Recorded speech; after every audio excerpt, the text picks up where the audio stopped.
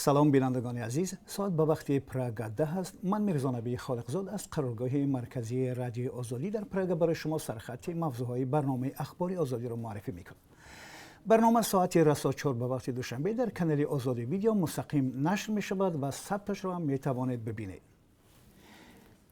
مقامات ولایت ختلان ضرر سیل در ناحیه خراسان را حساب کردند که بیش از 1 میلیون سامانی بوده است. رئیس ناحیه خراسان در صحبت با رادیو آزادی گفت که آنها نتیجه خسارات رسیده را به حکومت ولایت ختلان پیشنهاد کردند. تفصیلات را در برنامه خبری پیشنهاد شما میکنیم. طوری قبلا خبر داده بودیم در نتیجه بارانهای پی در پی و آمدن سیل شام 21 مارس در دهه حلقجر ناحیه خراسان آب و گل خانه ها زمین های کش را ویران کرده جان یک نفر را گرفت. پلیس لیتوا یک نفر را با اتهام حمله به الهام جان یعقوبوف یکی از مخالفان فعال حکومت تاجیکستان در قلمرو آن کشور بازداشت کرده است. پلیس شهر کاوناس روز 3 مارس در یک پاسخ کتبی به رادیو آزادی نوشت کارمندان پلیس در جای حادثه شخص حمله‌ور را معین کردند.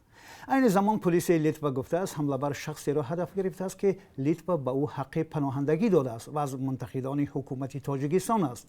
الهام جان یعقوبوف صبح دوشنبه روز 16 مارس در ماشین شخصی که قبلا او را میشناخت و روابط تجارتی داشت از سوی شخص سوم مورد حمله قرار گرفته بود. میگوید که تشخیص نشان داد مغزش آسیب دیده است و قبرغش لط خورده‌اند. مقامات تاجیکستان تاکنون درباره لطکوب الهام جان یعقوبوف شرح و یا بیانیه نداده است.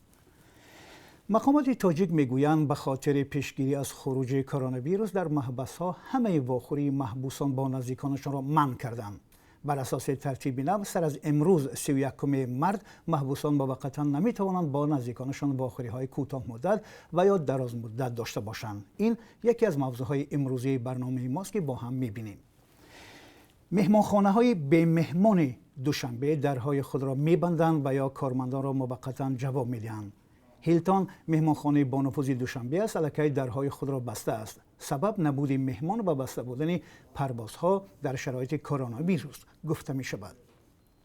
تقدیر مهمانخانه های دیگری دوشنبه در این شب روز چگونه است کمی دیرتر برایتان معلومات پوره می دهیم.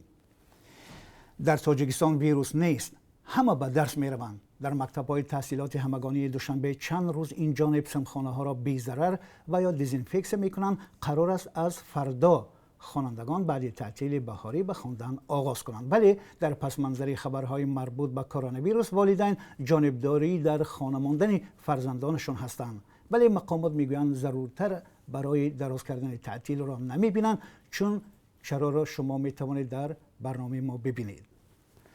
و یک خبر دیگر، یک دختر 16 ساله رمزی سیفالدین از دهه گلستان ناحیه دنقره در قسمت آبانبار سنگتوده دوی دریای وخش در آب غرق شده است. بنا به این خبر حادثه صبح روز 29 مارس 2 روز پیش تقریبا ساعت 10 به وقوع پیوسته است.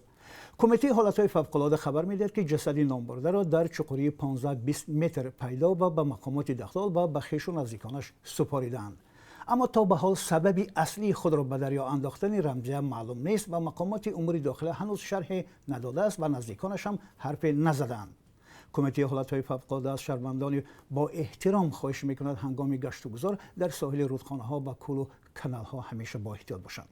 بینندگان ارجمند، این بود فشرده موضوعهای برنامه امروز. تا کمتر از 3 ساعت دیگر ما را در پخش زنده در صفحه آزادی ویدیو در یوتیوب و صفحه رادیو آزادی در فیسبوک و از نکلانسکی همراهی کنید.